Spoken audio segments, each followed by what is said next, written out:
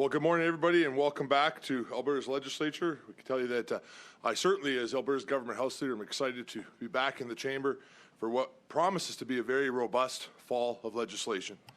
Alberta's government will introduce legislation to strengthen Alberta's workforce, diversify the economy, build infrastructure for the future, grow our resources, and focus on protecting lives and livelihoods for everyday Albertans.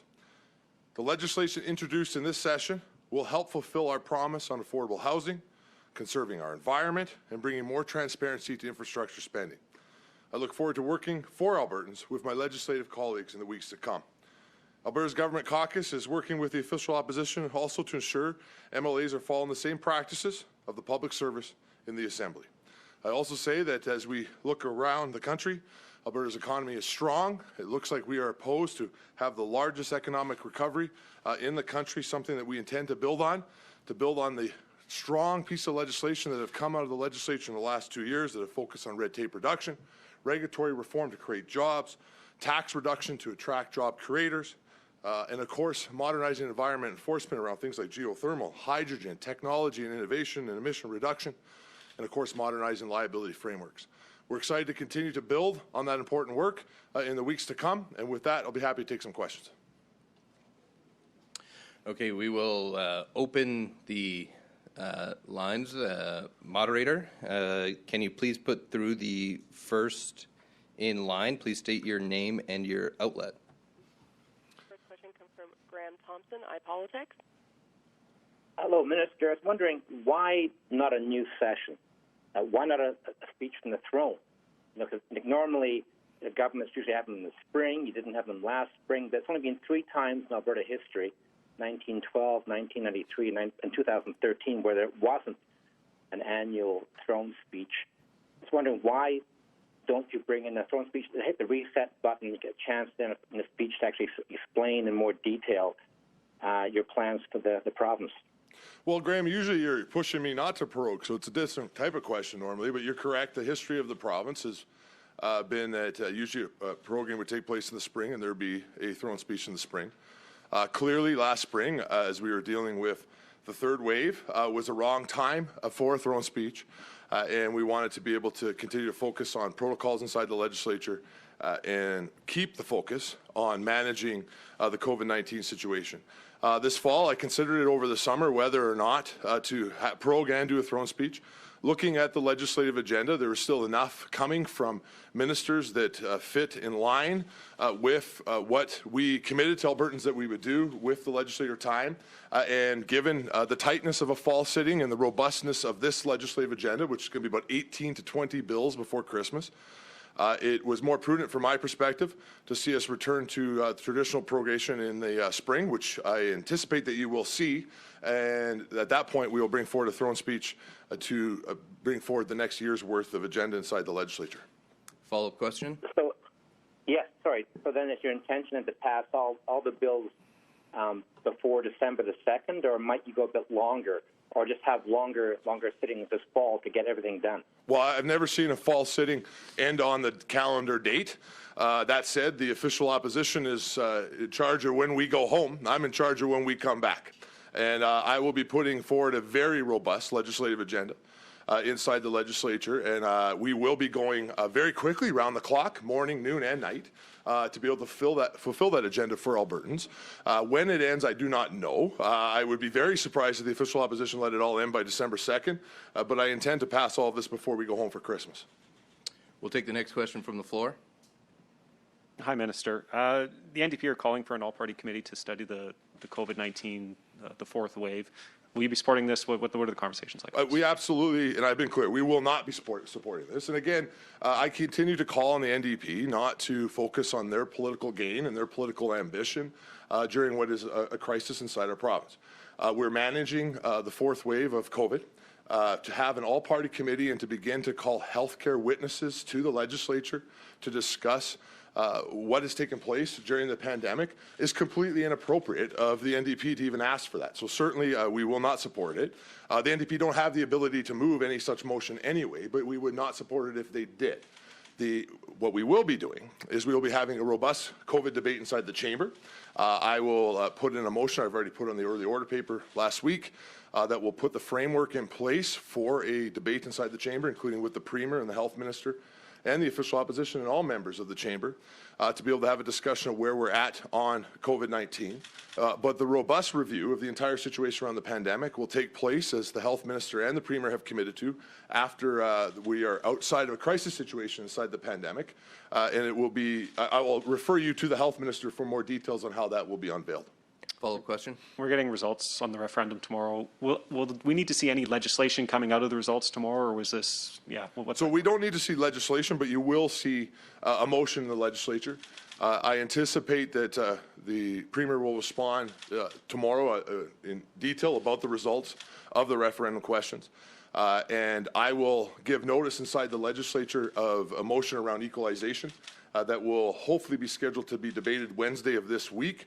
And I hope to be passed before the end of the legislative week to send a clear message to Ottawa on what Albertans said when it came to the referendum on equalization. I will be doing the same process in regards to the Senate motion.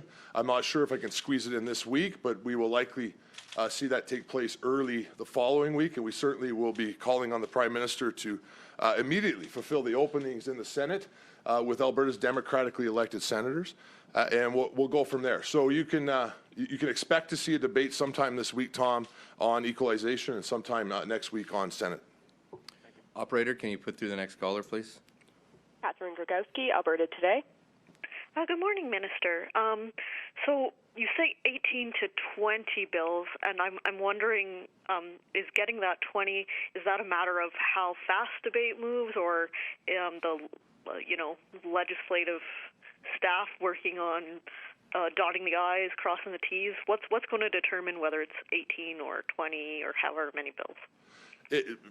It is a very significantly lengthy process to complete 20 pieces of legislation that a lot of work has to be undertaken long before it reaches the chamber. So part of the equation will be whether or not our drafters can keep up with the pace that we set inside the legislature.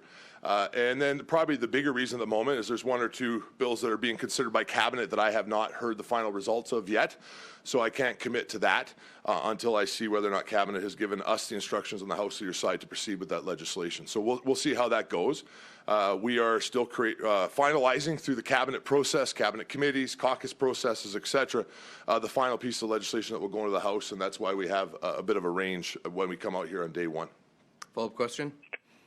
Yeah, and putting on your Environment Minister hat, we're coming up on the UN Climate Change Summit, and I'm wondering if we can expect any legislation to address climate change this sitting. Well, we certainly are not bringing forward legislation to address climate change. We already have done that.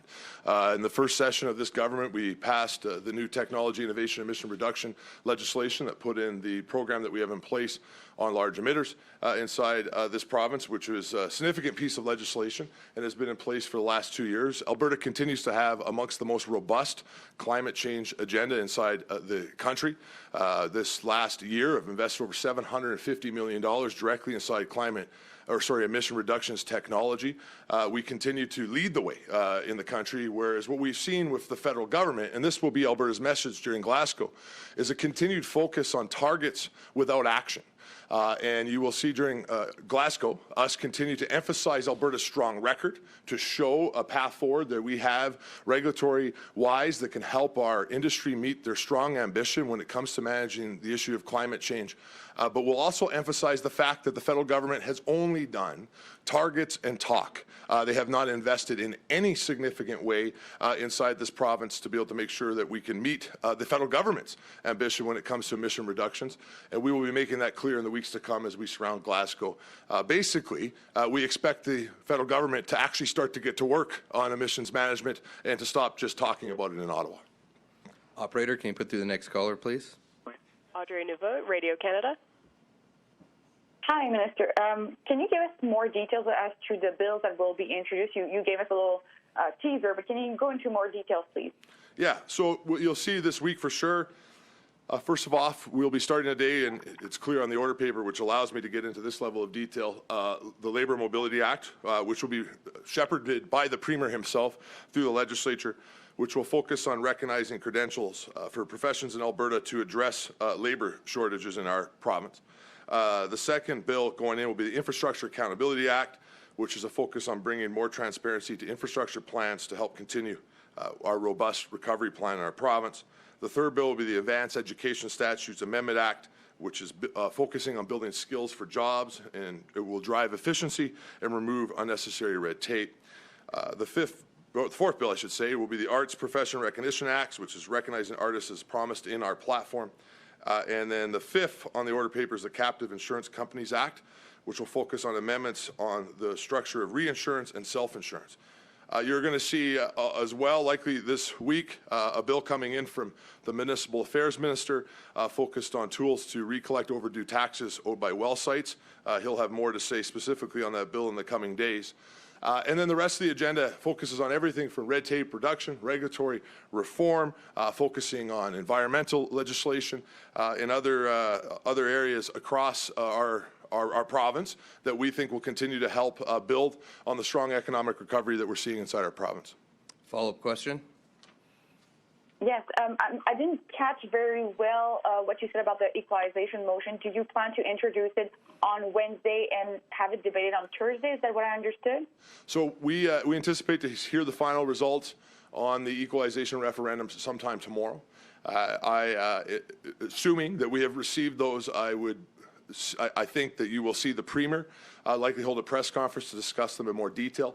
At the same time, I will move a motion, put a motion, I should say, on the order paper tomorrow that would allow us to start the debate around equalization. And I would anticipate, barring something coming up that I'm unaware of, that we will begin that debate as early as Wednesday.